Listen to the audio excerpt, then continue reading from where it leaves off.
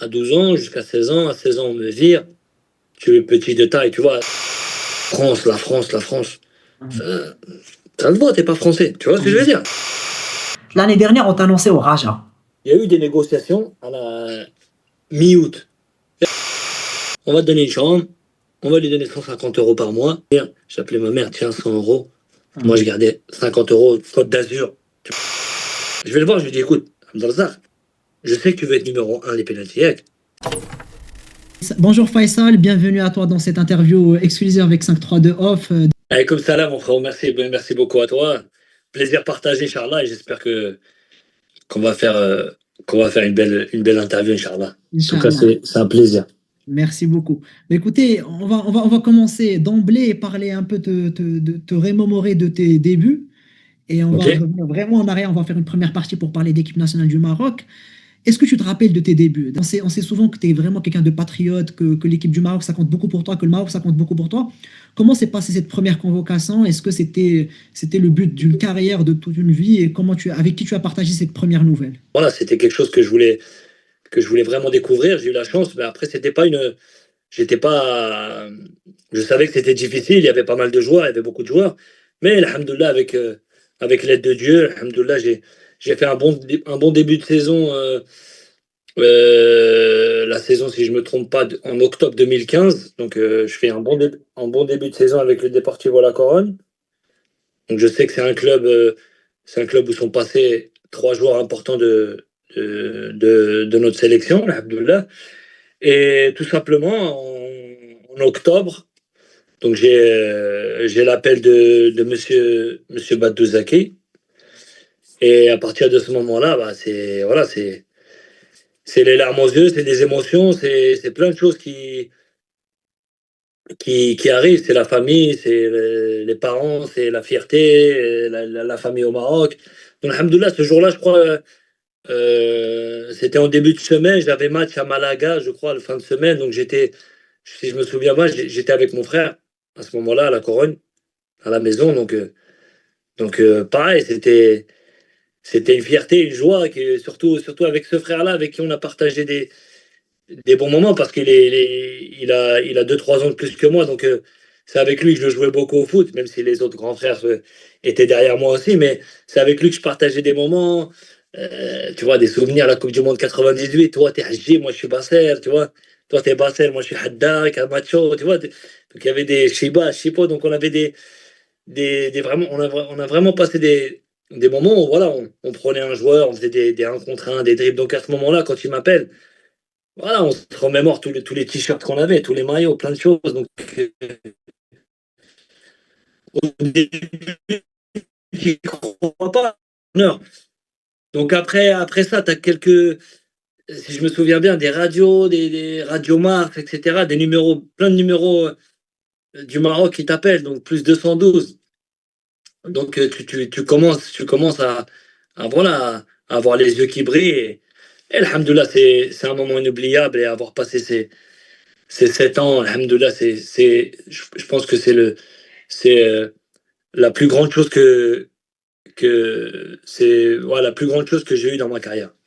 Ben, je pense que c'est le rêve de tout le monde. Quand tu es marocain, c'est de jouer avec l'équipe nationale.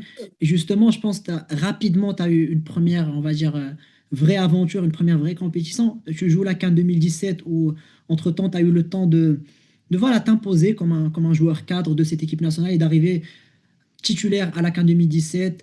On n'avait pas forcément le statut de favori, mais beaucoup voyaient le Maroc comme l'outsider qui allait potentiellement gagner la compétition ou faire une très bonne compétition.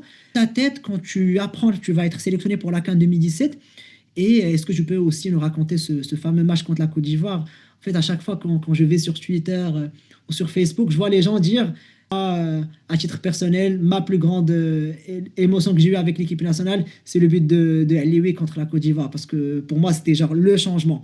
Et beaucoup de gens Oui, disent la oui. même chose. Comment tu as vécu ce match? Comment tu as vécu cette compétition, cette première CAN avec les couleurs du Maroc? Bah écoute, malheureusement avec Badou j'ai fait que 2 matchs avec lui. On a réussi à se qualifier. On va à la Coupe d'Afrique. Donc il y a un nouveau coach qui arrive, Hervé Renard, dont, dont voilà, je remercie beaucoup durant ma carrière. C'est un coach qui m'a marqué et qui m'a donné cette confiance. Alors que que je n'étais pas un titulaire indiscutable avec lui, mais il savait que j'avais cette envie, cette grinta, tu vois, cette fierté de représenter mon pays, et que ce soit même à l'entraînement, au match, voilà, j'étais quelqu'un de déterminé. Et pour cette compétition, malheureusement, au début de compétition, si je me souviens bien, on a des blessures. Tu vois, on a Younes, Belhanda, Nordin Amrabat, Nordin, Sofiane Boufal. Et je crois Ziyech, je crois Ziyech qui est blessé, ou je sais pas si il avait eu quelques petits problèmes avec Hervé à ce moment-là. Donc c'est 4 joueurs importants, tu vois. Donc forcément, toi au début de la compétition, tu te dis pas que tu vas débuter la compétition. On perd contre la RDC. Je rentre peut-être 15 minutes, j'ai deux, trois coups de pied arrêtés dangereux. Et le deuxième match, j'ai Hervé le coach qui me prend à part et qui me dit écoute, tu vas débuter contre le Togo. On a besoin de toi sur coup de pied arrêté, etc. C'est ce qui fait ma force, ce qui a toujours fait ma force, parce que je l'ai travaillé, cet aspect-là. Et alhamdoulilah, contre Togo, donc deux passes D, deux passes décisives sur coup de pied arrêté, et le troisième de Youssef Nesséré sur une contre-attaque. Mais le troisième match, pareil, ouais, contre la Côte d'Ivoire, c'était la Côte d'Ivoire aussi qui avait des joueurs voilà, affirmés, des joueurs qui jouaient dans les plus grands championnats. Je pense qu'on n'était pas les favoris à ce moment-là. On avait nous aussi des grands joueurs, mais on avait aussi beaucoup de jeunes, beaucoup de joueurs qui faisaient leur première compétition. Lewy, moi, Nusreli qui était à ce moment-là pas comment dire, affirmé en Liga. Il y avait eu Hamza Mendil qui était en réserve à Lille, tu vois. C'est des choses que là, c'est délicat de sélectionner des joueurs là, qui jouent en réserve ou dans des clubs pro, parce que maintenant, il y a la qualité et la quantité. Il y a beaucoup de joueurs marocains là-bas. Mais, alhamdoulilah, on a fait une compétition où je pense même contre. On a beaucoup d'occasions, tu vois, des fois, ça m'arrive. Ça m'arrive des fois d'aller sur YouTube et de regarder les matchs, où j'en parle même avec Nabil, parce que on était sur le même côté ce jour-là contre l'Égypte, où on a beaucoup d'occasions, on ne marque pas, et on prend un but sur coup de pied arrêté. Et cette compétition, je pense qu'on aurait pu aller plus loin et faire quelque chose, parce qu'on avait un groupe où même la plupart des gens ne nous voyaient pas favoris, ne nous voyaient pas aller loin, mais alhamdoulilah, on a fait ce qu'il fallait. Peut-être qu'il nous manquait aussi cette qualité, tu vois, avec les blessures. Peut-être cette qualité, elle aurait pu faire la différence, notamment les 4 joueurs que je t'ai cités au début. Mais alhamdoulilah, c'était une compétition avec plein des hauts et des bas. Alhamdoulilah, c'est ma première compétition, et c'est là où j'ai vraiment ressenti l'amour que les supporters l'amour des Marocains, tu vois. Je pense qu'à cette année-là, si tu vas au souk au Maroc, je pense les maillots les plus vendus, c'était Hakim Ziyech et Faisal Fajr. Ouais, alhamdoulilah, bah écoute, voilà, ou moi j'y allais parce que tu vois, depuis tout jeune, je vais au sort, depuis tout jeune, j'aime bien traîner à droite à gauche, tu vois, à Casa, j'ai pas changé, et malgré que j'étais en équipe nationale, je continue à le faire avec mes cousins, tu pouvais me voir marcher Socrate, Marif, et Blassa, tu vois, n'importe quel endroit, j'aimais bien, tu vois, j'ai pas voulu changer, tu vois, et je sais que après cette calme, justement, il y a un changement total où je me dis, waouh, à ce point-là, tu vois, les gens, l'amour qu'ils me donnaient, que ce soit personnes âgées, jeunes, enfants, et tout ce que tu veux. Des fois, j'ai des souvenirs des cousins qui m'envoyaient, cousins, cousines au Maroc, qui m'envoyaient voilà, des maillots qui étaient accrochés au sort, tu vois, et c'est là où tu te dis, waouh, c'est quelque chose de. Ça en vaut la peine, toutes ces années d'entraînement. Bien sûr, toutes ces années, bien sûr, toutes ces années de sacrifice, etc. C'est bien sûr, bien sûr. Je voulais te poser la question sur l'Égypte, mais tu as Dis-moi. un peu répondu. C'est que, en fait, on finit cette 15 un peu un goût d'inachevé, parce qu'on a bien joué contre la Côte d'Ivoire, contre le Togo, mais on a rêvé. Je pense qu'on a un peu trop rêvé. On s'est dit qu'on peut aller jusqu'au bout. Malheureusement, c'est le foot, hein, on perd contre l'Égypte. Et je pense pas que c'était mérité ni démérité en même temps. Donc, je Hmm. pense que c'était un match 50-50. On pouvait aussi aller. Mais en fait, dans une équipe normale, je pense qu'un match pareil pourrait installer le doute. Mais je pense que ce n'était pas votre cas parce qu'après, vous déroulez sur la qualification de la Coupe du Monde 2018 et tout s'enchaîne de la meilleure des manières. Vous gagnez 2-0 à Abidjan pour officialiser votre qualification à la Coupe du Monde 2018. Est-ce que pour toi, il y a vraiment eu... Qu'est-ce qui fait que cette équipe a changé de dimension? Je pense que tu arrives en... Tu as quand même connu un peu l'avant Prime Muntakhab en 2015 rapidement, l'arrivée d'Hervé Renard. Qu'est-ce qui a vraiment fait cette transition dans le football marocain? Parce que sincèrement, quand on se qualifie pour la Coupe du Monde 2018 après 20 ans, je pense que c'est un marquant pour l'histoire du foot marocain. On retrouve la CAN, on retrouve les huitièmes de la CAN, on sort des groupes. Après, on joue la Coupe du Monde 2018, on gagne la Côte d'Ivoire à Abidjan 2-0. C'est quoi le secret du changement? Toi qui as connu la fin de la première génération au début, est-ce que c'est... Bon, il y a pas mal de personnes qui parlent de M. Fawzi El Est-ce que c'est un changement de mentalité dans le vestiaire? Est-ce que le Bah écoute, c'est leadership qu'a imposé Hervé Renard, Mehdi Ben Atia, c'était quoi le secret? bah écoute, c'est plein de choses. C'est de se dire qu'on est un pays du football et que qu'on a la qualité et que qu'on se doit, que je vois, c'est une honte entre guillemets de pas se qualifier à une CAN ou de pas passer les groupes. Et à partir de ce moment-là où je pense où Hervé il est arrivé en sélection, je pense qu'il y a eu un changement de sa part. Il nous a ramené cette, même si on l'a toujours eu, même si je pense que les Marocains, nous, Marocains, on a toujours cette rage, cette envie, mais il nous l'a donné encore plus, tu vois. Et, et surtout voilà, le travail du président où il te met dans des conditions que même en Europe, tu ne l'as pas, tu vois. Au début, je le souviens, en 2015, et même les anciens joueurs le diront, mais moi, à partir du moment où j'arrive en 2015, on va dans des hôtels à droite, à gauche, tu vois. Et là où tu commences waouh, à rentrer dans une autre dimension, et après, tu- on t'ouvre les portes de Marmora. Ouais, Quand on nous a ouvert les portes de Marmora, dû au travail de la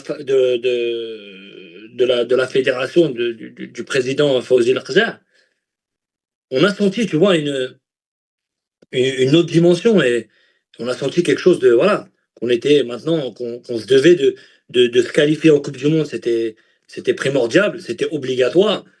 Un pays comme le nôtre, une nation comme la nôtre, avec des joueurs de qualité partout dans les plus grands championnats.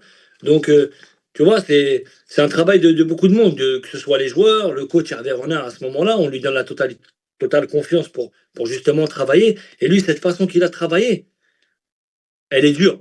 Tu vois, elle est difficile. Si tu es un joueur mentalement qui est faible, ça va être difficile avec lui. Lui, il va te demander plein de choses. Et surtout avec le président aussi, avec le président qui a mis en place pas mal de choses. Et après, voilà, on se réveille, on se dit, voilà, ça fait 20 ans qu'on ne s'est pas qualifié. Il faut aller se qualifier en Coupe du Monde. Il faut aller se qualifier en 2018 en Russie. Alhamdoulilah. C'est ce qu'on a fait. est-ce que vous n'avez pas à un moment senti que vous étiez les acteurs principaux de quelque chose qui est beaucoup plus grand? Je m'explique. Avant, en fait, on considérait l'équipe nationale comme un moyen de divertissement pour le peuple. On regarde, c'est du foot après tout, c'est un sport. Hmm. En fait, là, à partir de Marmora, le football est devenu un levier de développement. Ça fait partie de tout un programme de transition, de développement instauré par la vision du leadership de Sa Majesté le roi Mohamed VI, qui a eu plusieurs projets et que tout reposait sur ces joueurs qui étaient là pour faire ressentir les résultats. Est-ce qu'il n'y avait pas un peu de pression pour dire, les amis, on n'est que des joueurs de foot, c'est un peu trop grand pour nous ce qu'on est en train de vivre? Ouais, bien sûr, mais après, c'est ça qui fait la différence avec le football, la sélection, notre sélection, notre pays, le Maroc. Tu sens que c'est plus que du football, tu vois. Tu arrives à redonner la joie à des gens qui passent tu vois, des exemples qui passent des mauvais moments. Tu vois, le foot, c'est quelque chose pour nous. Tu vois, le football, c'est quelque chose pour nous. Ça, on le ressent pas. Ouais, je vais peut-être te dire une nation, peut-être l'Argentine qui vit comme ça. Tu vois, qui meurt pour le foot. Moi, je l'ai senti aussi. Je le sentais auparavant. Je l'ai senti quand j'ai commencé à rentrer en équipe nationale. Et tu sens que tu rentres dans une autre dimension et que tu te dois voilà, entre guillemets, c'est l'armée, regarde, tu vois, entre guillemets, tu vois, c'est que tu te dois de remplir tes objectifs et de rendre fier ce peuple. Et pour le rendre fier, c'est justement te qualifier pour les plus grandes compétitions, aller le plus loin possible. Et alhamdoulilah, je pense que c'est un travail acharné, c'est un travail de plusieurs personnes. Sa Majesté, le président Al-Qadar, les entraîneurs qui arrivent, les joueurs aussi. On a plus en plus de qualité, plus en plus de quantité surtout de joueurs. Maintenant, d'abord, tu vas prendre un jeune d'abord qui est en train de regarder l'équipe nationale aujourd'hui, qui a 15-16 ans, et qui, entre guillemets, hésite entre son pays natal ou ses origines. Bah maintenant, le choix est fait et je pense que on est rentré dans une autre dimension et dû à un travail acharné de plusieurs personnes. Alhamdoulilah. Justement, tu parles d'un devoir, ça joint un peu ma prochaine question sur la Coupe du Monde 2018. C'est une Coupe du Monde où tu commences pas forcément titulaire, tu perds un peu ta place de titulaire, mais pourtant, Royal, je vais te dire la vérité, Sarah. J'ai joué pas mal de matchs titulaires, j'ai le souvenir, que ce soit pendant les qualifications des Coupes d'Afrique, aux Coupes du Monde, etc. Mais j'ai jamais été un titulaire indiscutable, mais j'avais une importance au sein du groupe. Tu vois, la plupart des joueurs te le diront. Des fois même, j'étais amené à faire les échauffements. Tu vois, les échauffements, j'avais ma parole dans le vestiaire. Tu vois, parce que je le faisais montrer au quotidien. Tu vois, que ce soit à l'entraînement, j'étais toujours en train de travailler, j'étais toujours vouloir apprendre au niveau des plus grands. Tu vois, au niveau des plus âgés, Ben Atia, Boussoufa, Dacosta, Dirar. Tu vois, plein de joueurs. Donc, cette Coupe du Monde, ouais, je débute pas, mais je le sais, tu vois. mais l'ironie du sort fait que déjà, on sent dès le début que Hervé Renard compte énormément sur toi. Je pense qu'il avait dit dans une interview, il a dit que Je l'ai toujours avec l'interview. Dès que je le vois, je lui en parle toujours. part de la même, en gros, il parle d'une où il dit une Coupe du Monde, tu pars avec 15 joueurs, pas 22. Mm. Et il dit, moi, j'ai mes 15 et à chaque fois, j'ai 4 remplaçants que je fais toujours entrer. Je pense que tu en faisais partie. Et l'ironie Exactement. du sort, c'est que tu es passeur décisif de Youssef N'Siri sur le but du 2-2 contre l'Espagne. Du Donc, 2-1, du 2-1, Adam. pardon, 2-1, pardon. Non, mais le match, il Exact. a fini 2-2. 2-1, après, Ouma, il Malheureusement. marque 2-2. Mais bon, ça, c'est une autre histoire, le deuxième but de l'Espagne. Justement, ça vient un peu sur. Ça joint un peu ma prochaine question. Est-ce que, moi, j'ai deux questions directes. Est-ce que tu as senti qu'on a été Oui. volé par l'arbitrage en Coupe du Monde 2018? Et est-ce que tu en veux toujours à Aziz Bouaddouz? خويا صراحة عزيز غير البارح juste hier on parlait au téléphone. Waouh, ok. Tu vois, d'abord, Donc, tu l'en veux pas. non, pas du tout. Voilà, j'étais peut-être le premier gars. Parce on était. C'est un gars humble, souriant, super gentil. Et tu vois, là, j'ai le souvenir de lui. Voilà, on était en sélection, si je me souviens bien, rien. 2016, on était à Marrakech en concentration. On a eu un jour libre. Et on va, les joueurs, entre nous, on sort un peu. Et on croise Bouaddouz, qui était pas en sélection, mais et il vient discuter avec moi et Nabil. Et il nous dit, écoute, moi, je joue en Allemagne, etc. J'aimerais trop jouer en équipe nationale, etc. Et subhanallah, quelques mois après ou l'année d'après, hop, il rentre avec nous en équipe nationale. Et voilà, le football, à la carafe, le football, comment c'est, ça arrive de marquer contre son camp. Malheureusement, c'est tombé sur lui. Ça a été difficile pour lui pendant toute la compétition, Salah. Et, et pour les problèmes d'arbitre, ah, bien sûr, c'était le début de la variac, si je me souviens bien. C'est le début de la VAR. C'est le Et fameux de voilà, Norvège. Arbitre. voilà. Donc tu vois, que ce soit l'Espagne ou même le Portugal, le match d'avant, j'ai beaucoup de situations. Surtout quand tu es sur le banc, il y a beaucoup de situations où si tu les vois d'abord, moi qui ai regardé tous les matchs de la Coupe du Monde, là, cette Coupe du Monde-là, il n'y a pas mal d'actions de Portugal, ils auraient été sifflés, ils auraient été checkés par le VAR. D'abord, on va parler juste du match contre l'Espagne. Nous, on se bloque. La balle, elle sort d'un côté. Toi, le joueur, il décide de le tirer, corner de l'autre côté. Donc, normalement, non, ça n'arrive pas, ça. Tu vois, aujourd'hui, dans le foot, non, avec la VAR, on va directement appeler l'arbitre central pour lui dire de changer de côté. Mais à ce moment-là, nous, on a une perte tu vois, un moment d'inattention, nous, de Ouais, notre côté, tu c'est vois, ça le un problème. moment d'inattention qui fait que. Mais c'est dû à la décision arbitrale. Et ouais, je pense qu'on a été, bien sûr, on a été sur des situations, bien sûr, beaucoup de situations contre le Portugal aussi. Je pense qu'il y a un penalty. T'as Piqué qui fait un tacle contre. sur Khalid Boutaïeb à un moment donné où c'est des situations qui peuvent justement t'aider sur le match.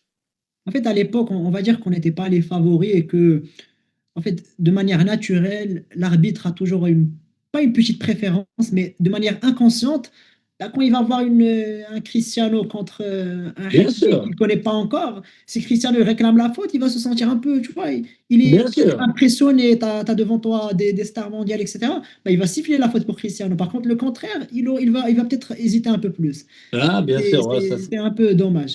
Euh, pour rebondir un peu sur les coups de pied arrêtés, je pense que tu es une personne qui était spécialiste des coups de pied arrêtés. Et je pense qu'on retrouve pas cela en équipe nationale. On a longtemps essayé, par exemple là, sincèrement, sur la Coupe du Monde 2026, les corners n'étaient pas forcément tirés de la meilleure des manières. Les coups francs, je pense qu'on n'en profite pas assez. Tu as parlé de rigueur, tu as parlé d'entraînement, tu as parlé de travail, etc. Quel était ton vrai secret pour ça? Est-ce qu'il y a aussi un côté talent? Et pourquoi on ne retrouve pas des joueurs comme toi aujourd'hui en équipe nationale? Bon, écoute, tu vois, ça, tu le sais plus tard quand tu grandis, tu vois, quand tu commences à, à découvrir que tu as une force qui sont les coups de pied arrêtés. Mais comment c'est venu, tu vois, c'est des choses simples.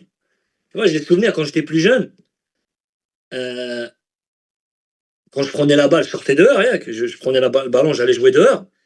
Tu vois, t'as souvent les panneaux, rien, panneaux publicitaires, les panneaux stop, d'actif, FMG. J'aimais bien, moi, viser les poteaux. Viser les poteaux, viser les panneaux, avoir une précision. Des fois, même, je prenais le ballon. Je prenais le ballon et j'essayais de faire une courbe. Tu vois, j'essayais d'enrouler le ballon pour que justement, je me dise, si je la mets pas, je continue pas la route. Tu vois ce que je veux dire? C'est des choses qui me reviennent quand je te parle. 13, 14, 15. Tu vois? C'est des trucs bêtes à ce moment-là. Tu vois? Tu te dis, pourquoi tu fais ça? Regarde, elle avance.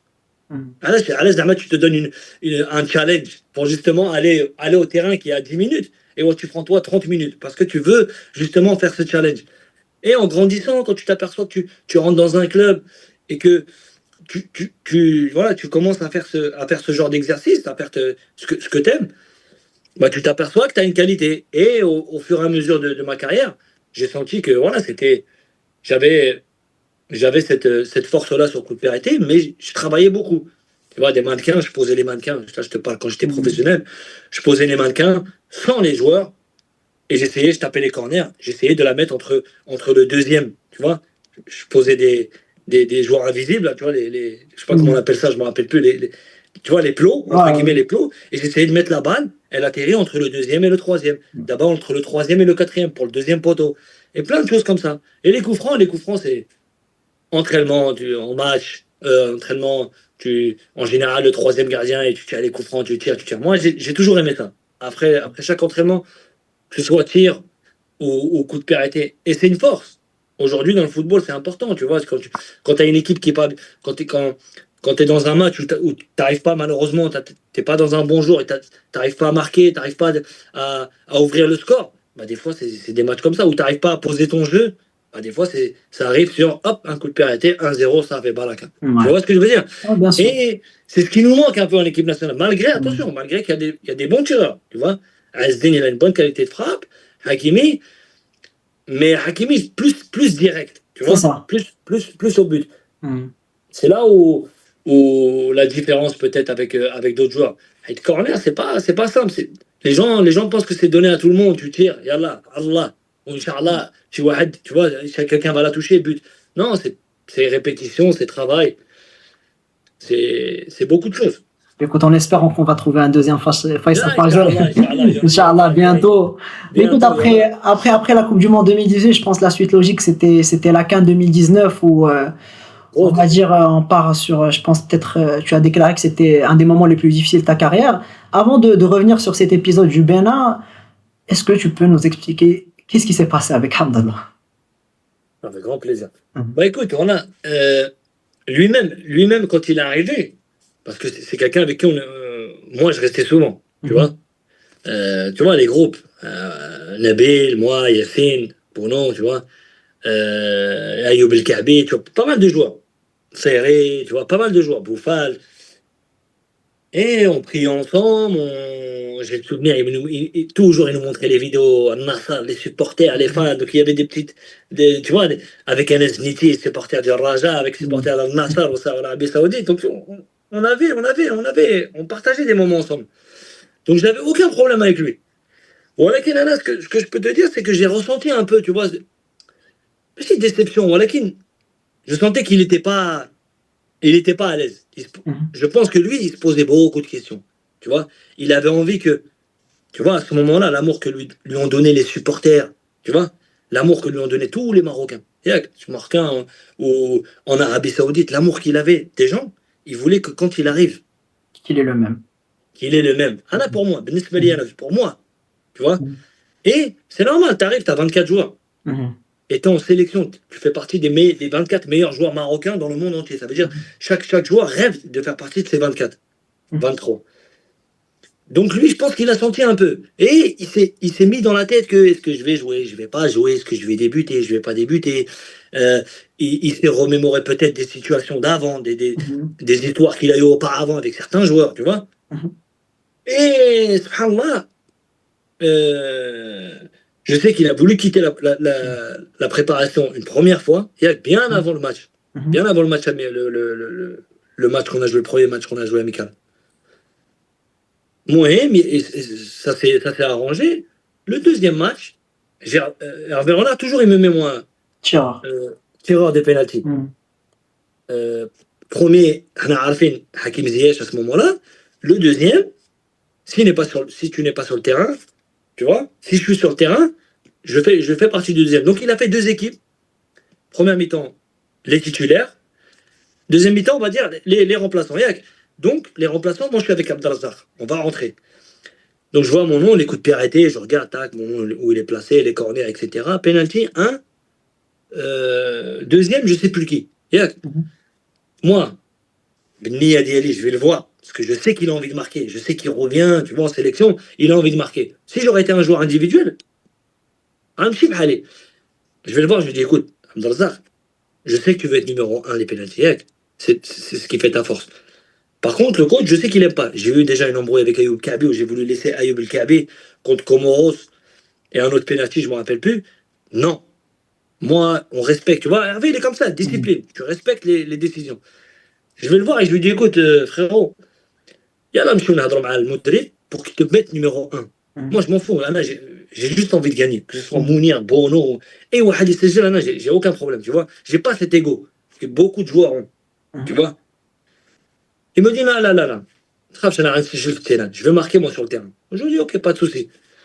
On arrive, Allah, à la fin, un penalty qui arrive. Mais tu vois, cette rage qu'il avait sur le terrain, quand moi je place le ballon, je sentais derrière moi, tu vois. C'était pas contre moi, je sais que c'est pas contre moi. C'est plein de choses qu'il avait en tête, tu vois. C'est plein de choses que lui, il avait en tête. Et il parlait tout seul, Bordeaux.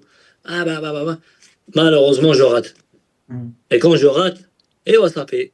Ils sont tombés sur moi et c'est la première fois, je pense que, tu vois, c'est le seul moment que j'ai eu de triste pendant mes 7 ans en équipe nationale. Et quand tu dis ils sont, tu parles du public ou là tu parles de Hamdallah ou là tu parles de qui est tombé sur toi? Bah les fans, les supporters, à ce moment-là, c'est Hamdallah qui est en force, tu vois. Tout le monde parle de Abdelrazak. Après, tout le monde pense que c'est moi qui a fait en sorte que Hamdallah parte. J'étais juste un simple joueur qui est venu défendre les couleurs de son pays, qui est venu défendre la patrie. Donc après, j'ai senti plein de choses, tu vois. Mais j'ai eu aucun problème avec lui. Au contraire, là, au contraire, j'étais proche de lui. Je peux parler. C'est pour ça que je parle. Si j'avais.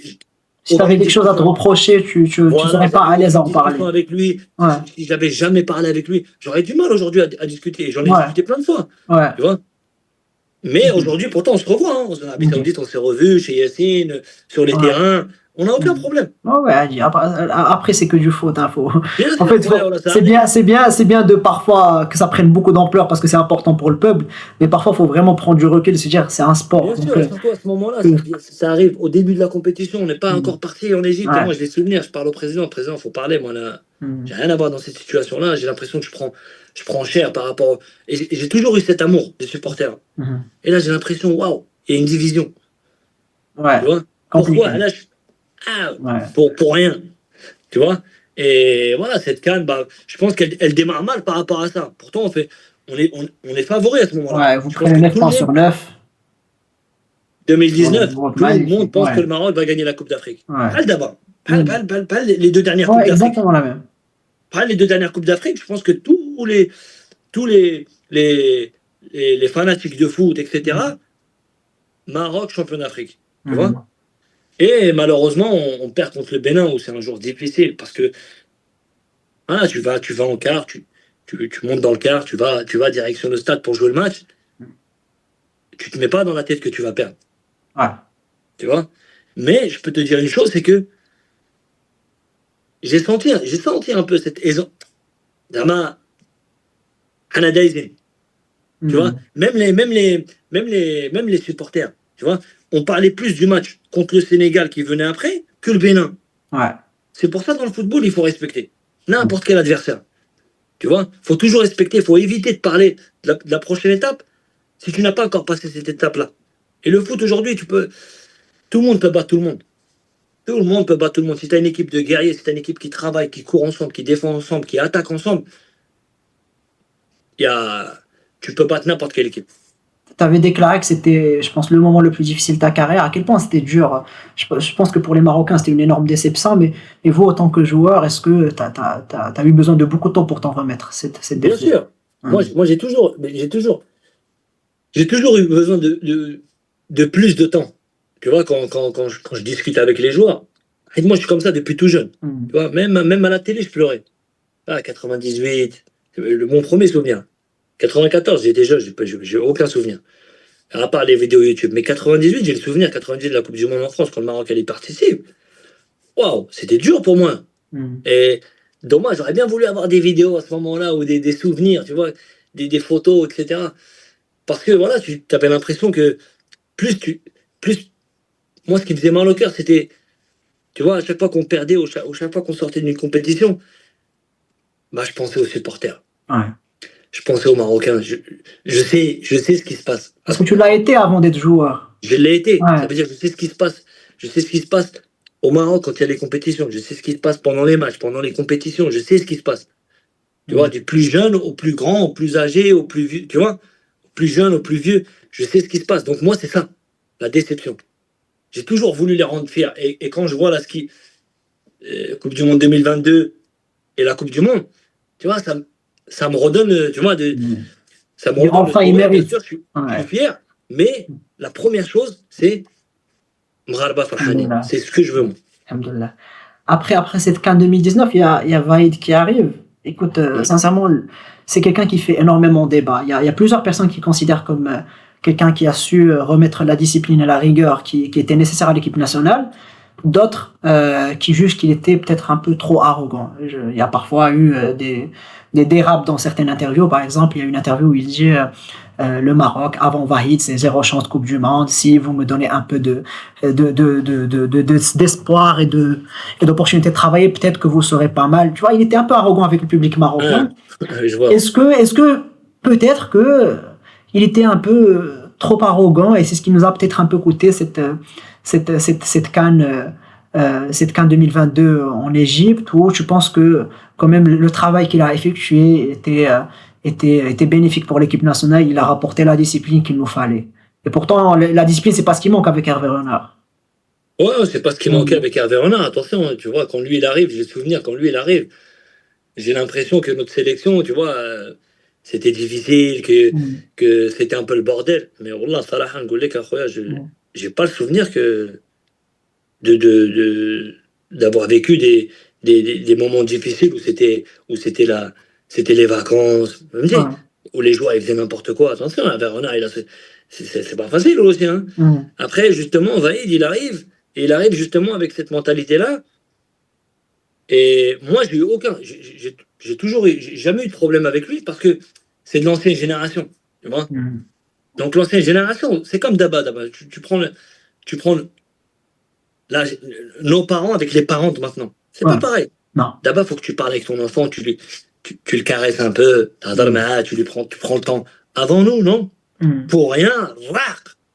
Et tu l'aimes tout autant, tu vois, et tu respectes. Tais-toi, scout. Donc Vaïd, quand il est arrivé, oui, il a mis en place des choses, mais avec cette génération-là, c'était difficile. Avec les jeunes là, qui sont actuellement en sélection, hein, et que moi, je les ai vus, tu vois, Vaïd, Walid, j'ai vu une différence, waouh, une totale confiance des joueurs. J'ai dit, waouh, moi, c'est vraiment les joueurs avec qui j'étais avec Vaïd. Ouais. Tu vois, Azdine, pourtant Azdine, oui, Azdine, qualité, toujours. Ouais, Mais cette aisance sur le terrain, cette confiance sur le terrain Amrabat, plein de joueurs. Ouais. Parce que lui, il avait ce blocage. Il fallait que tu joues comme lui, il veut, Vaïd. Bien sûr, tous les coachs veulent.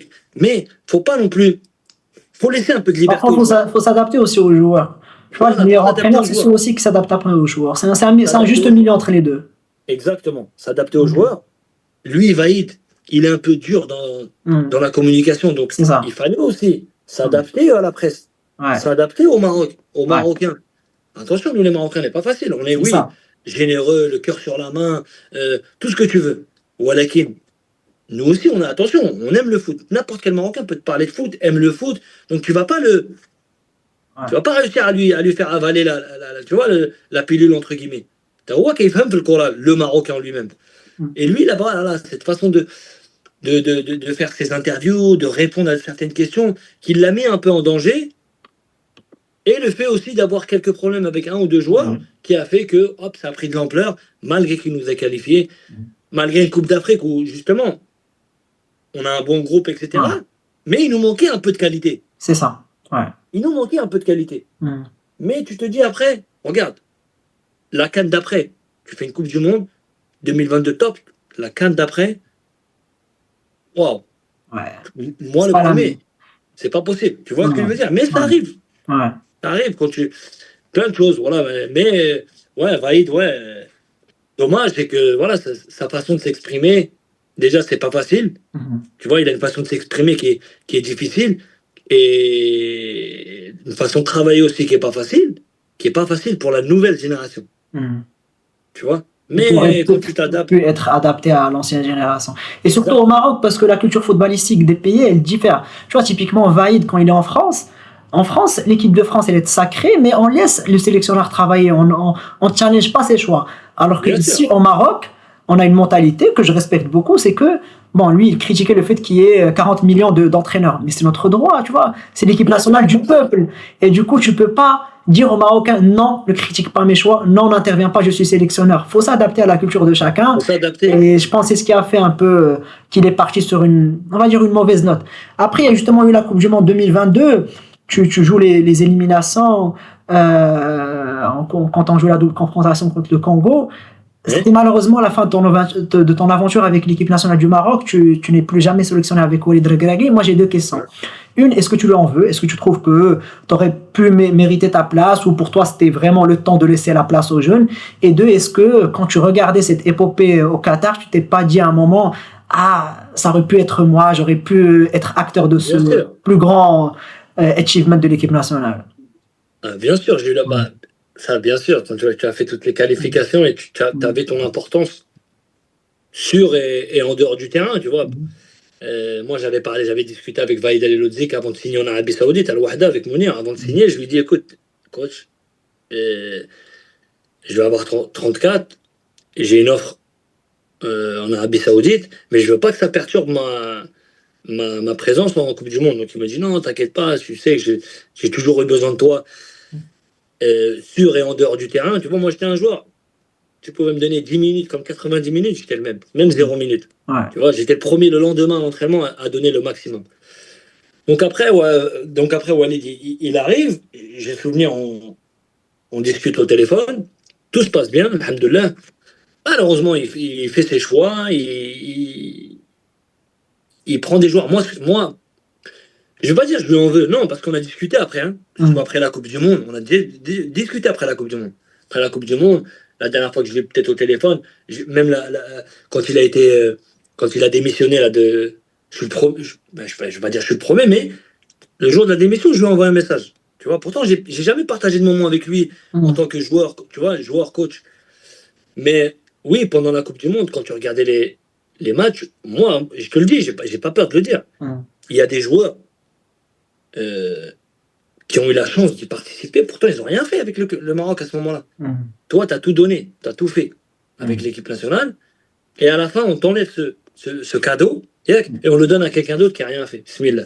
Ouais, C'est dur, attention, c'est dur à ouais, assumer, c'est dur à avaler. Surtout quand ça touche le Maroc, ça touche le cœur, la famille, plein de choses, la fierté, plein de choses. c'est sûr. Mais voilà, je regardais la compétition comme si c'était moi qui jouais. Mais s'il y avait de la déception, oui, il y en avait. Écoute, moi sincèrement, je suis très d'accord avec toi. Pourquoi? Je vais pas citer de nom, mais il y a des joueurs qui ont jamais retrouvé l'équipe nationale après cette Coupe du Monde et Voilà, tu vois. c'était la première fois qu'ils sont sélectionnés, qu'il y a eu des allers-retours pour qu'ils soient sélectionnés pour cette Coupe du Monde, qui ont jamais retrouvé l'équipe nationale. C'est que il y a eu pas des choix discutables, mais il y a eu des circonstances qui ont fait que des joueurs ont été pris plutôt que d'autres. Mais en fait, à la fin, on va pas parler de ça. Pourquoi? Parce que le résultat, il était bon. Donc, Oui, exactement. t'as pas le temps de dire non. Tu peux pas challenger les choix d'un demi-finaliste de la Coupe du Monde. C'est qu'à la fin, s'il Exactement. n'emploie pas les 26 joueurs et qu'il y a un ou deux qui étaient pas forcément nécessaires qui étaient moins méritants qu'un Faisal Fajr ou qu'un Younes Belhenda, par exemple, je pense qu'il y a eu le même sort. Tu peux pas le challenger. Donc, écoute, c'est ça, c'est le foot. Tu peux pas faire C'est une comme liste ça, parfaite et faut c'est pas grave. accepter. Faut accepter, c'est comme ça le football, tu vois. C'est ça, exactement. C'est pas facile, il faut être fort mentalement, tu vois, justement pour te relever.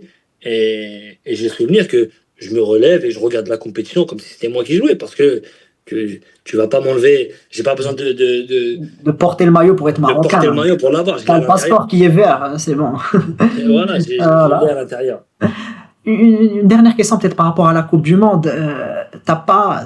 T'as toujours été un joueur qui a jamais été épargné, je pense, des bad buzz. Même Hmm. si t'as toujours été quelqu'un de tranquille, d'exemplaire, etc. Et là, récemment, il y a eu un Oui, mini bad buzz sur Ayoub Boadi ouais. à la Coupe du Monde 2026. Est-ce que maintenant, avec plus de recul, tu penses que tu t'es pas exprimé de la manière adéquate ou peut-être que le message que tu as voulu envoyer n'a pas été reçu de la bonne manière sur Ayoub Boadi? Ouais, bien sûr. Après, je pense qu'il a pas, moi-même, je pense que j'aurais pas dû le dire comme ça, tu vois. Mhm. Mais après, en fait, moi, à ce moment-là, tu vois, c'est le fait que, tu vois, mon côté, tu vois, que je me dis, pourquoi il y a eu un peu de temps, tu vois. Ouais. Après, je Mhm. sais, il est jeune. Attention, Mhm. c'est un joueur qui va avoir, Inch'Allah, je lui souhaite. Mhm. Et j'ai jamais dit que c'était un joueur qui, tu vois, qui avait pas le niveau ou qui allait pas être un grand joueur, Inch'Allah, je lui souhaite. Et j'en ai vu aussi des joueurs, moi aussi, Mhm. jeunes et talentueux, etc.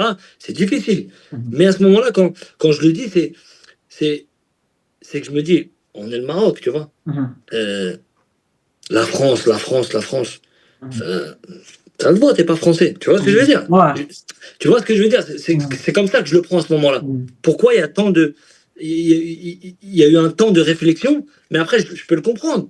Moi, je suis né en France, moi aussi. Et lui, il a eu la chance. Moi, je ne l'ai pas eu. Mhm. Enfin, c'est pas question, il a eu la chance, mais il a joué dans toutes les catégories de jeunes en équipe de Mhm. France. Mhm. Tu vois? Et qu'après, il a choisi le Maroc. Mais, euh, mais à ce moment-là, je me dis, et j'étais peut-être direct à ce moment-là, c'est que si la France ne l'a pas sélectionné, c'est pour moi, pour, pour le sélection français, il n'a pas le niveau pour jouer en équipe de France. Tu vois Mais ce que je ça, veux on dire? saura jamais, non? On saura jamais s'il y a Bien eu une sûr, tentative de tu la vois ce part que je de veux Didier dire? Deschamps. Voilà, on ne saura jamais. Ouais. Mais pour moi, s'il n'a pas choisi, c'est qu'il ne voulait pas. Sinon, Mhm. si vraiment il voulait l'équipe de France, Ouais. on l'aurait choisi après. Ouais.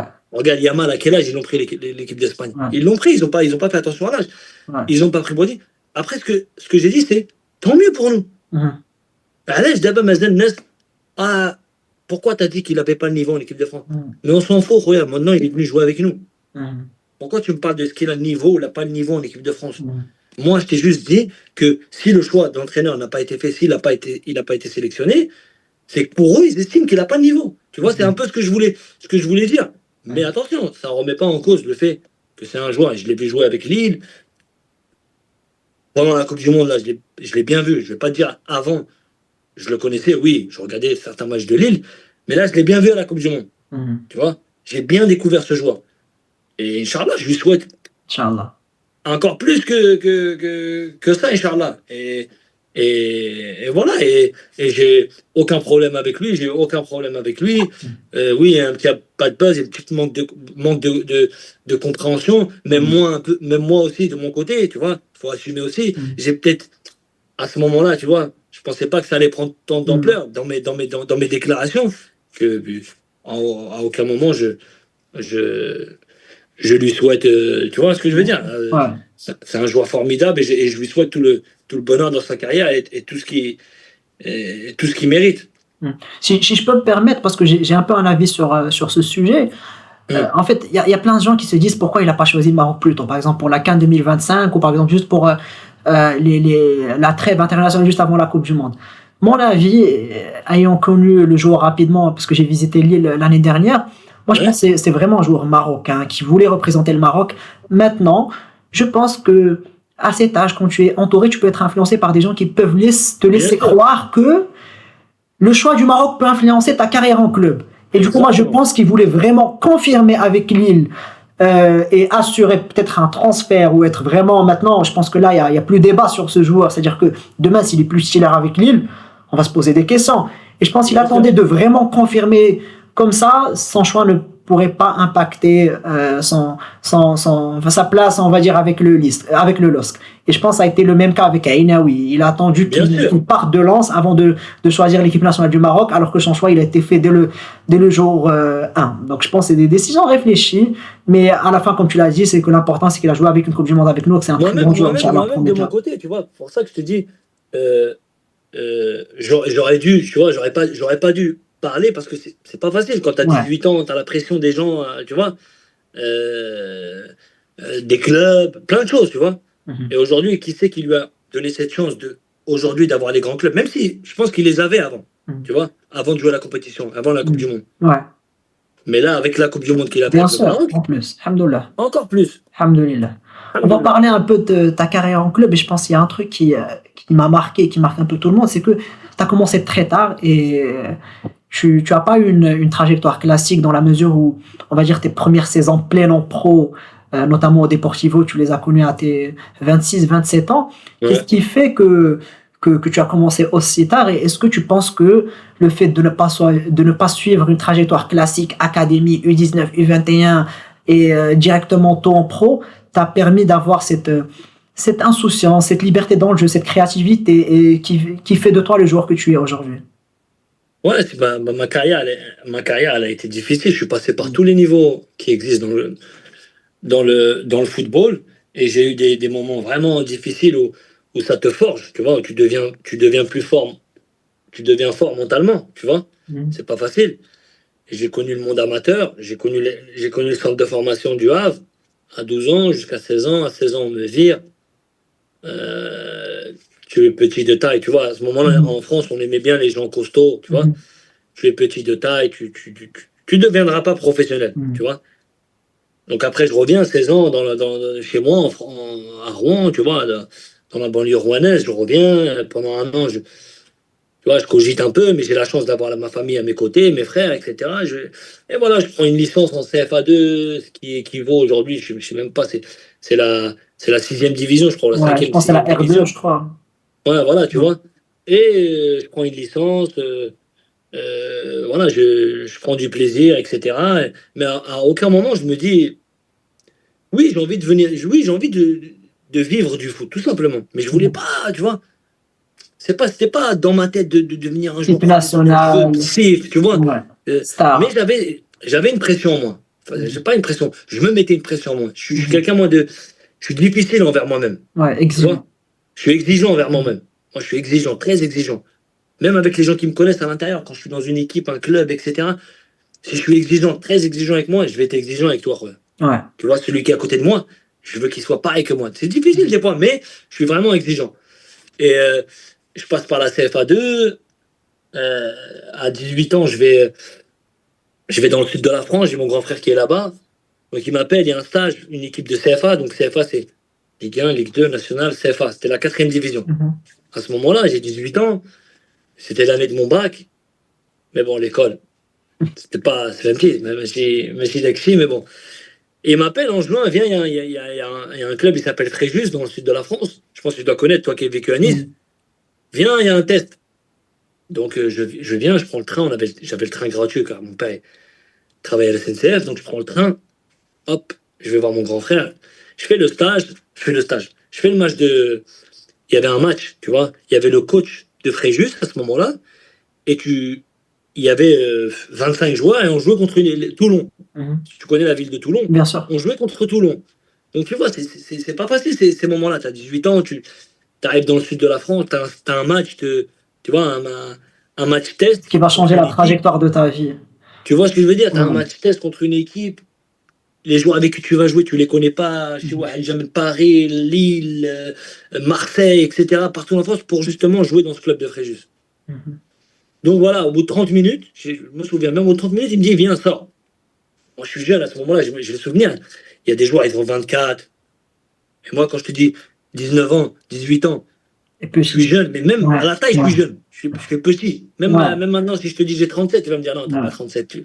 Et 30 minutes, il me dit viens. Moi, je me dis qu'est-ce qu'il va me dire? Il me dit va prendre ta douche. Donc, je vais prendre la douche. Et ce coach-là, Guy David, c'est un coach qui a entraîné beaucoup en Ligue 1. Il était venu pour la. Tu vois, il était en retraite, il s'occupait de ce club-là en 4e division. Donc, je prends ma douche, je suis avec mon grand frère Khaled. Donc, on discute. Tac, lui, il arrive, le coach, il me dit écoute, j'ai vu des choses en toi que c'est pour le plus haut niveau. Tu vois, Ouais. ta façon de jouer, ta façon de voir avant, de voir des choses que forcément on m'avait pas dit auparavant, tu vois. C'est ça. Et que là, que ça vienne d'un coach qui a entraîné en Ligue 1, etc. Donc voilà, je rentre chez moi, je reviens à Rouen, et j'ai un appel début juillet. Voilà, du coach là, il appelle mon grand frère, il dit écoute, il va signer avec nous. Il va signer en 4e division, on va lui donner une chambre. Il y avait 4 chambres dans le stade de cette 4e division. Il y avait 4 chambres en bas. Des tribunes, il y avait 4 chambres. Des tribunes, il y avait 4 chambres. On va te donner une chambre. On va lui donner 150 euros par mois. Moi, je m'en foutais de l'argent à ce moment-là, tu vois. J'avais 150 euros. J'ai souvenir, j'appelais ma mère, tiens, 100 euros. Moi, je gardais 50 euros, Côte d'Azur. Tu vois, t'as 18-19 ans, toi aussi. 18-19 ans, va le dire à quelqu'un, là, Daesh, de vivre avec 50 euros, il va dire jamais de la vie. Qu'est-ce que tu veux faire dans le sud de la France avec 50 euros par mois? Tu vois? Et, mais c'était des moments où j'étais dans ma chambre, je cogitais, je pleurais, tu vois? Et tu jouais contre des CFA, tu joues contre des réserves de Lyon, Saint-Etienne, Monaco, etc. Tu vois? Donc après, alhamdoulilah, j'ai eu la chance de faire 2 bonnes saisons en CFA, une saison en CFA. On monte en national, qui est la 3e division, qui est la Ligue 3 maintenant. Je fais 2 bonnes saisons en national, ce qui m'ouvre les portes du monde pro. Et j'ai pas mal de clubs de Ligue 2 et je signe en Ligue 1 à Caen. Donc je reviens en Normandie. Et alhamdoulilah, je débute ma carrière, je pense que je signe pro à 22 ans. Tu vois, je fais 3 saisons à Caen et je vais à Elche, et ainsi de suite, hein, après ma carrière. Mais c'est vrai que tard, parce que bah, c'est comme ça. Mais, Ça مكتب. mais après tard, mais c'est ce qui m'a forgé, entre guillemets. Ouais. Tu vois, qui m'a donné un caractère de rien lâcher, de travailler. Parce que Pourquoi? tu avais beaucoup de choses à faire en un axe de temps plus serré. C'est-à-dire que tu avais des objectifs, tu te disais, j'ai jusqu'à 35, 36, 37 ans, ben, j'ai pas forcément 15 ans ou 20 ans de carrière. Il me reste Ouais. 10 ans pour arriver en équipe nationale, pour Tu briller vois, en Europe, etc. Donc, tu étais c'est là où. pressé, on va C'est là. dire, pressé de tout faire. Et du coup, c'est ce qui a donné, je pense, la niaque et la motivation. Et Exactement. c'est ce qui a fait le joueur que tu es aujourd'hui. Exactement, ouais, je te mens pas, tu vois. C'est pour ça que moi, pourquoi aujourd'hui je parle de travail, etc. Ouais. Je sais de quoi je parle, tu vois. Je me rappelle, j'étais en national. Donc moi, les joueurs étaient plus âgés que moi. J'étais le plus jeune. Et mes amis, c'était les joueurs de la réserve. Tu vois, les joueurs à Fréjus Ils avaient Saint-Raphaël, ton âge. le club, il avait fusionné Fréjus Saint-Raphaël, la ville, le club, il avait fusionné. On est monté en national. Donc ils avaient mon âge. Donc eux, ils étaient en réserve. Nous c'était entre guillemets semi-professionnel. Donc tu avais des joueurs avec moi. J'ai des souvenirs. Samir Diré, par exemple, un joueur qui joue en réserve, qui s'entraînait des fois avec nous.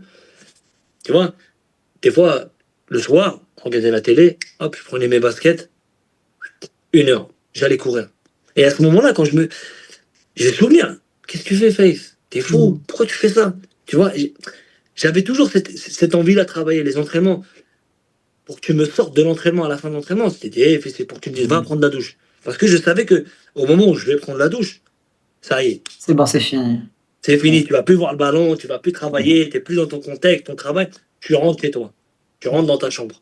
Tu vois, donc, tu vois, c'était. Donc, pour ça que quand aujourd'hui je parle de travail, et je sais de quoi je parle, parce que je suis passé, tu vois, Ouais. j'ai traversé, entre guillemets, les montagnes pour justement, pour réussir. Et quand je revois ma carrière, qui a commencé tard, j'ai réussi à faire 7 ans en équipe nationale, la Liga 6 ans, tu vois.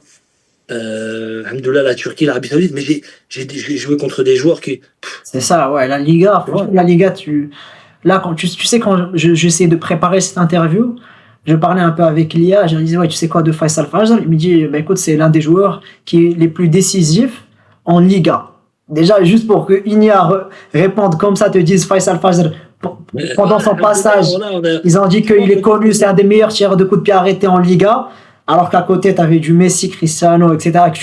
c'était pas médiatisé comme C'est maintenant. Les ça, réseaux ouais, sociaux, moi, tu vois, j'ai eu Instagram en 2019. ouais. Tu vois, pour te dire, entre guillemets, tu vois, les réseaux C'est pas sociaux la même, ouais. 2019, tu vois, par là où tu commences à. Mais là, tu sais que là, la Ligue 1, ils sont en train de reprendre quelques anciens buts. Tu vois, là, typiquement, je pense il y a un an, ils ont remis en but avec Caen. Je pense, tu vois, le fameux but Buffet du là.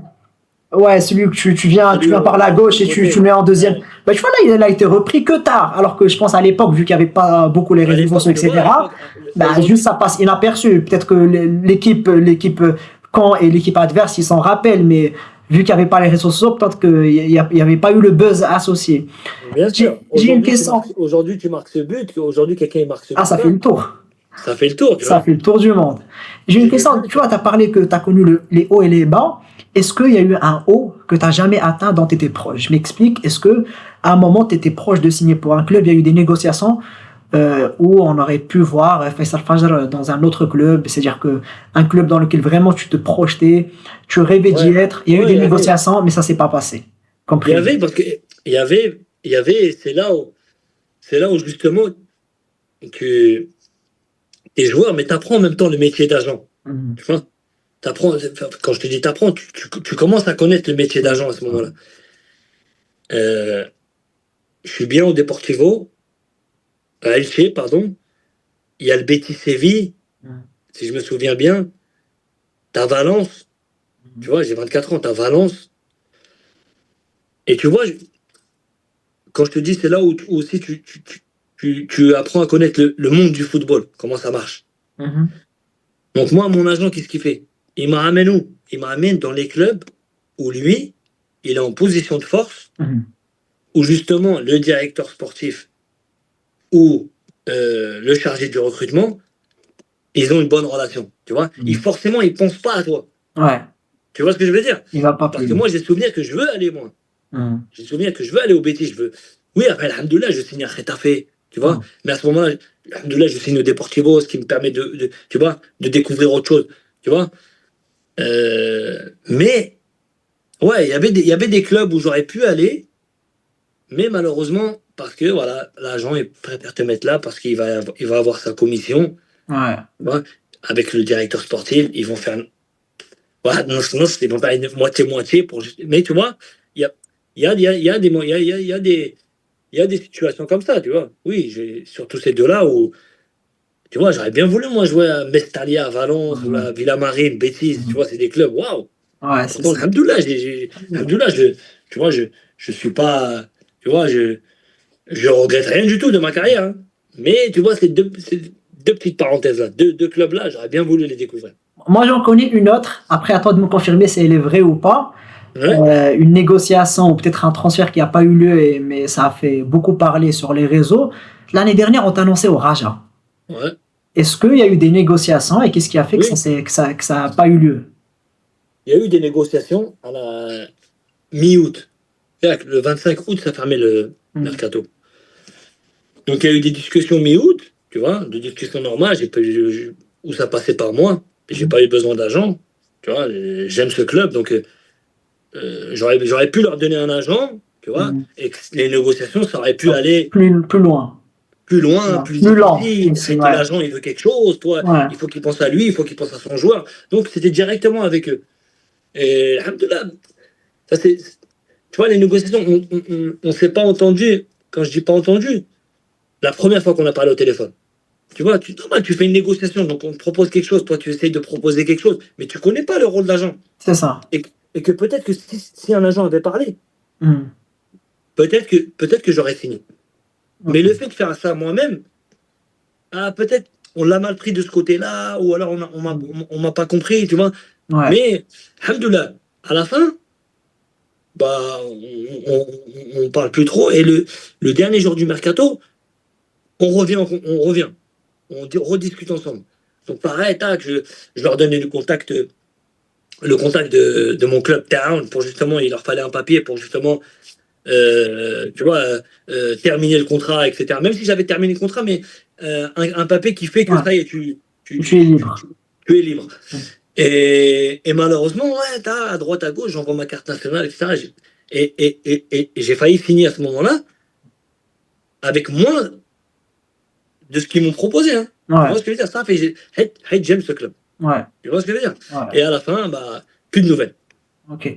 Mais, Donc, mais, mais là, est-ce que tu as fermé la porte ou non, le jamais. Raja ou on va dire la Botola de manière plus générale, Non, c'est jamais, aussi quelque jamais chose de qui la vie. Moi, t'intéresse? rien, jamais de la vie, je ferme la porte, surtout à ce club-là, ou au football marocain, à mon pays. La Botola, je peux, moi, Hmm. je peux parler de la Botola. À l'âge, je regarde. Mais Hmm. si je regarde de Dabin, je regarde depuis longtemps. À Hmm. l'époque, tu vois, à l'époque, mon père, il regardait que la Botola. Pourquoi? Hmm. Premièrement, en France, il fallait avoir l'abonnement. Il fallait Hmm. payer par mois pour avoir Canal Sat, Hmm. Canal Plus, tu vois, à l'époque. Donc, il n'y avait que les chaînes marocaines. Hmm. Botola, Botola, Botola, Botola.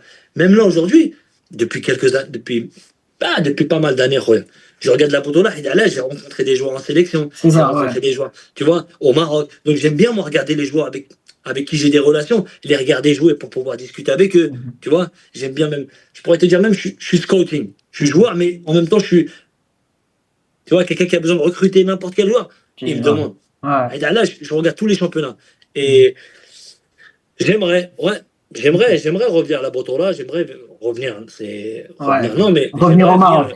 Revenir au Maroc. Ouais. j'aimerais venir jouer au Maroc. Donc, Et surtout, je je suis pense ouvert. parce que là, c'est une tendance récente, tu vois. Tu retrouverais potentiellement Bemou, Ziyech, Nordin Bamou, Amrabat, Ziyech, Nordin, Mounir, Barco que tu as connu à la Cannes. Barkour, Il y en Ayman a pas mal. Barkour, pas mal de joueurs, des joueurs que je connais aussi, Badr Banoun qui joue encore, ou Ouais, Najm, ouais. euh, Hicham, le deuxième gardien de la Gadiel, tu vois, pas Hmm. mal de joueurs, tu vois, Hmm.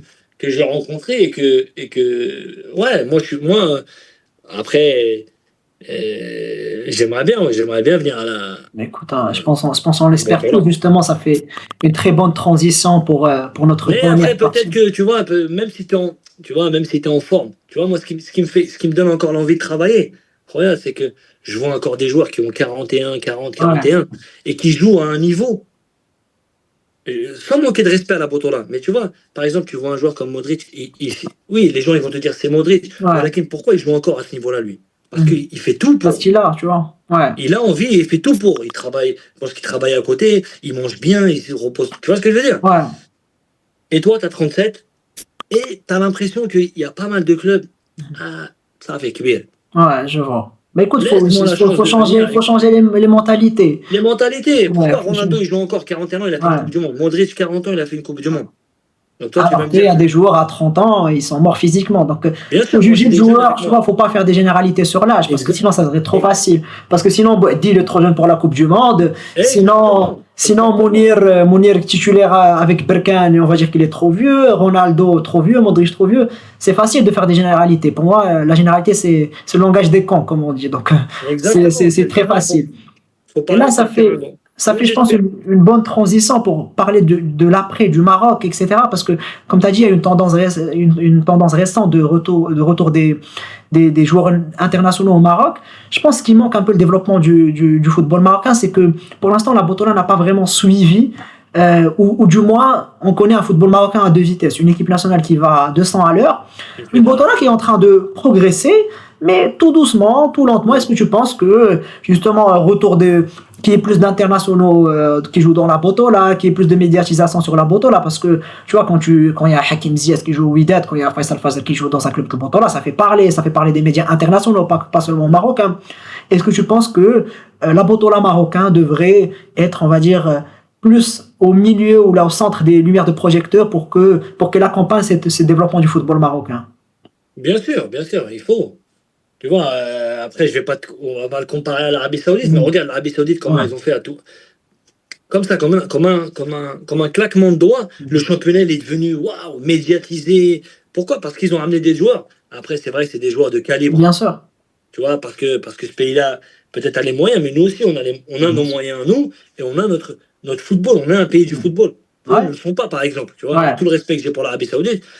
Et, et nous, ouais, il faut justement plus médiatiser notre championnat parce que voilà, il y a pas mal de très bons clubs, des joueurs, des joueurs, tu vas partout au Maroc, avec Blabla Angoulal. Ouais. Mais tu vas partout au Maroc, tout le monde joue au foot. Donc C'est ça. il faut professionnaliser, entre guillemets, même s'ils le font, hein, mais encore plus. Et Inch'Allah. peut-être c'est en ramenant des joueurs. Ouais. Je vais pas dire que des internationaux, etc. Mais des joueurs, n'importe, d'autres nations, tu vois, Pourquoi, des étrangers, amener deux, trois étrangers, tu vois. pourquoi moi je parle de, pourquoi je parle d'internationaux? Parce que comme tu l'as très bien dit, on n'a pas forcément les moyens de ramener des étrangers et qu'un international marocain qui a à cœur de jouer dans son pays peut accepter quelques, tu vois, peut-être baisse de salaire, quelques conditions un peu moins optimales. Donc c'est ce qui permet d'avoir des joueurs de très grande qualité on va dire, à des coûts qui sont plus ou moins à notre portée dans la Botola. Exactement. C'est ce qu'ils devraient faire. Ouais. Et c'est ce que je pense qu'ils essayent de faire depuis justement la Inch'Allah. venue de Hakim Ziyech à Ouais. Wydad, qui a fait un grand boom. Nordin Amrabat, pareil. Mounir, pareil. Yassine Bamou, pareil à Touarga. Khalid Boutayeb, Younis Abdelhamid. Tu vois, il y a pas mal de joueurs. Donc je dirais pas pour améliorer, mais si pour améliorer. On a la qualité au Maroc. Médiatisé. Mais pour médiatiser C'est encore ça. plus. C'est C'est ça. comme ça que ça marche, C'est malheureusement, ça. le football. Ben écoute, merci beaucoup Faisal. On va faire De rien, avec grand plaisir. un dernier jeu Avec et grand tu essaies plaisir. de répondre le plus rapidement possible. Tu as 53 secondes. Ok, Tu vas répondre par un seul mot. Est-ce que tu es ok. prêt? Ouais. Qui est le meilleur joueur avec qui tu as joué? Hakimi. Le joueur le plus sous-coté pour toi? Ounahi. Le défenseur le plus difficile à affronter? Benatia. Le meilleur entraîneur de ta carrière? Hervé Renard. Le meilleur public que tu as connu? Maroc. Le plus gros bosseur avec qui tu as joué? Nabil Dira. Le match le plus difficile de ta carrière? Barcelone, l'époque de Enrique. Le moment le plus triste de ta carrière? C'est en équipe nationale. Lequel? Toutes les compétitions, on est sorti. Le plus gros chambreur du vestiaire? Amin Harit. Le joueur le plus talentueux que tu aies vu? Aziz Ounahi. Le plus beau stade dans lequel tu as joué? D'honneur.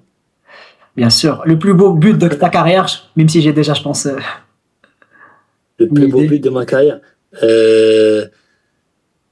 Rayo Vallecano avec Deportivo La Corogne. Ok. Ton plus grand match? Mon plus grand match. Wow. Avec Deportivo contre le Barcelone. Contre le FC Barcelone. Et le moment le plus fort en émotion de toute ta carrière? Le plus fort en émotion de toute ta carrière? Le moment ou là, le match? Le moment, bah, peut-être c'est un match. Ou Le peut-être c'est moment, c'est l'appel. la le première premier sélection. appel. La première Parfait, sélection. parfait. Ben, écoute, merci beaucoup Faisal d'avoir De pris le rien, temps avec grand de... plaisir. Franchement, la discussion, elle était incroyable. Merci, On a frère, beaucoup plaisir. appris. Merci beaucoup pour ton temps. Alhamdoulilah, voilà, avec grand J'apprécie plaisir. beaucoup la transparence que tu as dans tes discussions.